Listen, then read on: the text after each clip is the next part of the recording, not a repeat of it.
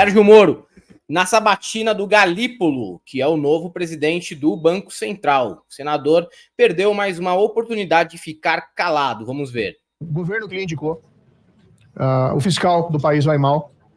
Isso tem gerado um movimento necessário, infelizmente, de incremento dos juros por conta da insegurança que isso tem provocado.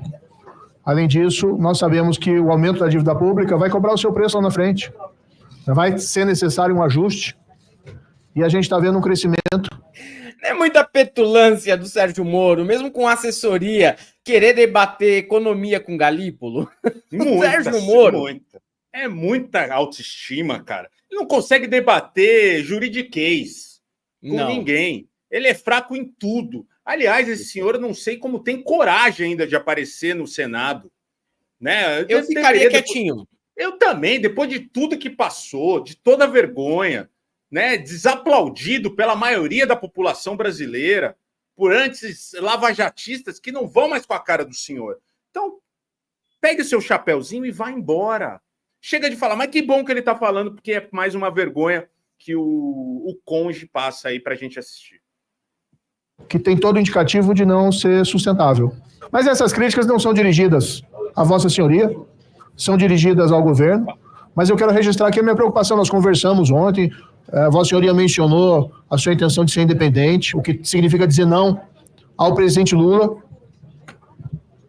E creio que o seu predecessor, o atual ocupante, Roberto Campos Neto, fez um excelente trabalho como presidente do Banco Central. Do jeito que o país anda, com descalabro fiscal, com falta de controle de gastos, com tentativa de se fazer ajuste através de aumento de tributo, nós não temos aí um futuro promissor na parte da economia. Durante o período da pandemia, se a gente olhar os países, o Roberto tem dito isso em vários fóruns internacionais, eu vou reproduzir a fala dele porque eu concordo integralmente, o presidente Roberto Campos.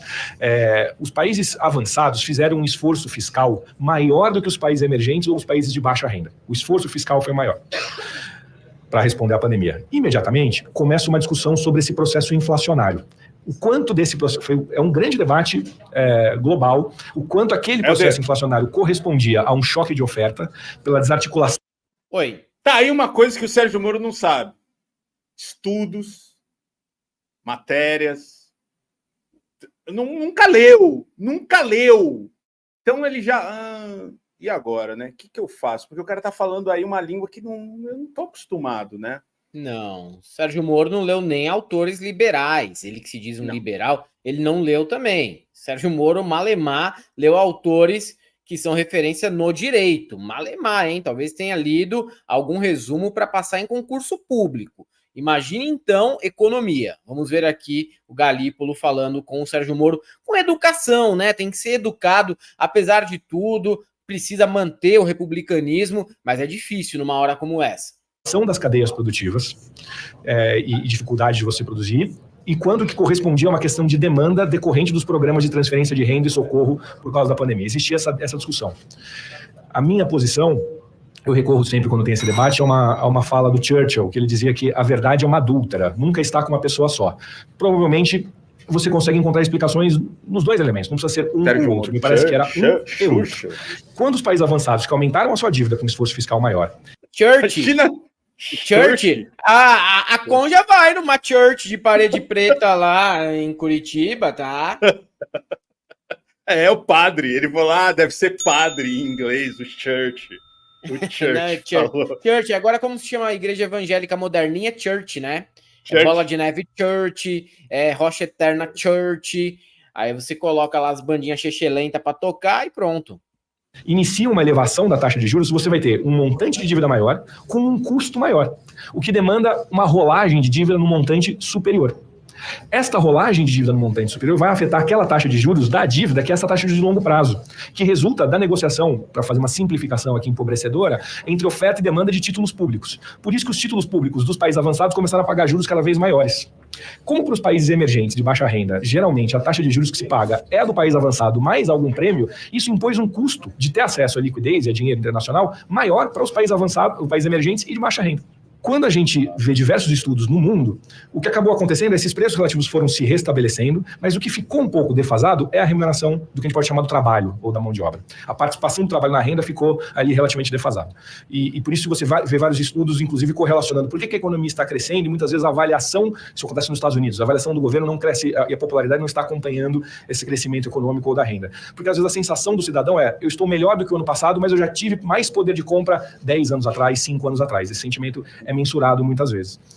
Se você criar um ambiente ou permitir um ambiente para que essa tentativa de correção da remuneração do trabalho passe enquanto custo para quem contrata o trabalho, e ele consiga encontrar um ambiente de demanda aquecida suficiente para repassar isso para preço para o consumidor final, o poder aquisitivo não vai ser reposto para o trabalhador, porque ele vai ter que pagar um preço mais caro, e você pode inaugurar uma inflação, uma espiral inflacionária que repasse de custo de mão de obra para preço, e assim sucessivamente. Então, o papel dos bancos centrais é conseguir permitir esse arranjo dos preços relativos, zelando ou perseguindo a meta de inflação. Não sei se fui muito hermético, mas criar esse ambiente para tentar controlar e fazer com que esse processo ocorra de maneira ordenada, sem que a economia esteja aquecida excessivamente, é super relevante. E quando a gente olha para a economia brasileira, ela dá sinais de estar num estágio diferente de boa parte das economias do mundo.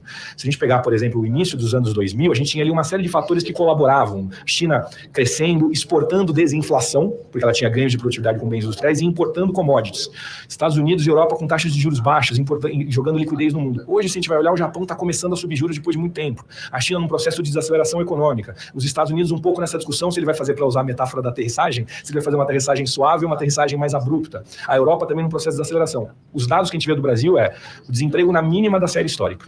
A gente vê a renda com um crescimento acima de 12% desde o início de 2023 e provavelmente uma combinação entre inflação e desemprego que vai estar entre as melhores desde o início do Plano Real. A indústria no máximo da capacidade instalada nos últimos 11 anos, o serviço no máximo dos últimos 2, e assim sucessivamente a gente vai encontrar diversos dados que sugerem uma economia que não está num processo de desaceleração, é uma economia que parece apresentar pungente, né? Isso não é ruim, mas cabe ao Banco Central, a bola que o Banco Central tem que estar com o olho é na inflação.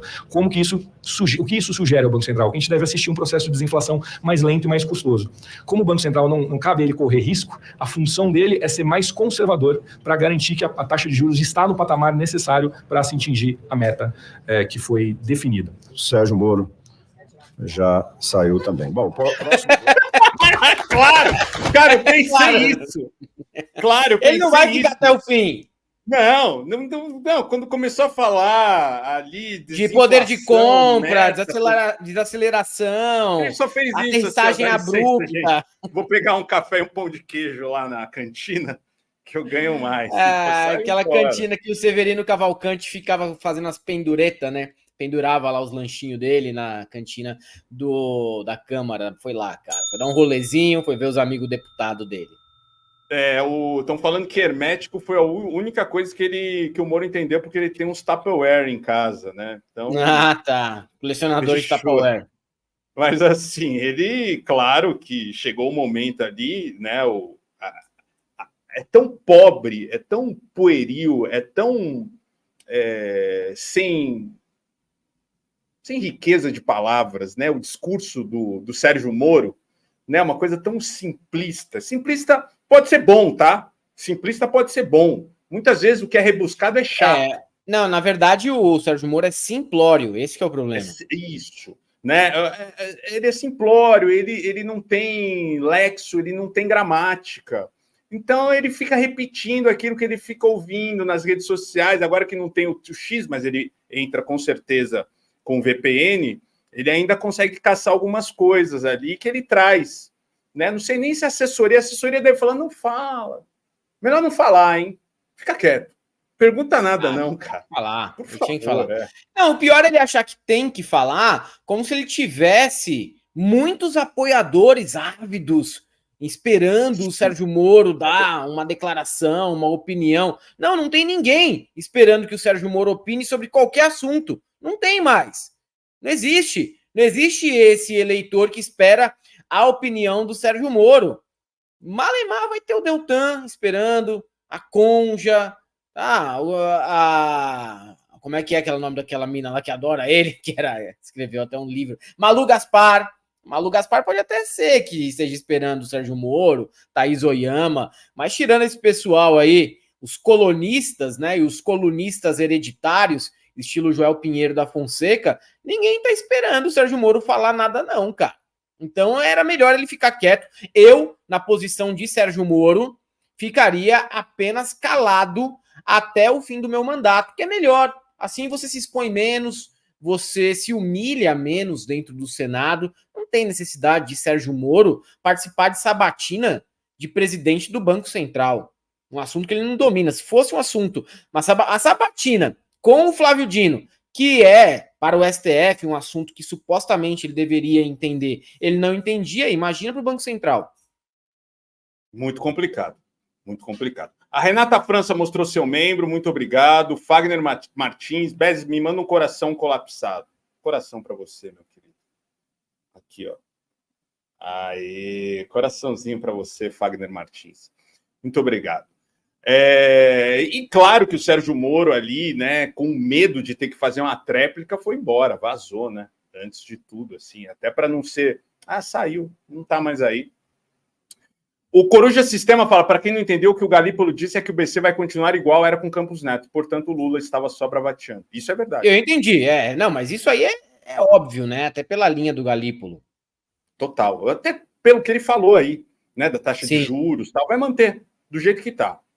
Não, ele deu uma ali que é complicado, né? Tipo, não, aí tem que ver, né? Se continuar crescendo o emprego, a ocupação, se é bom mesmo para a taxa de juros, vamos dar uma olhada aí, vamos ver, né? No futuro, até agora não dá para saber. E elogiou muito o Campos Neto também.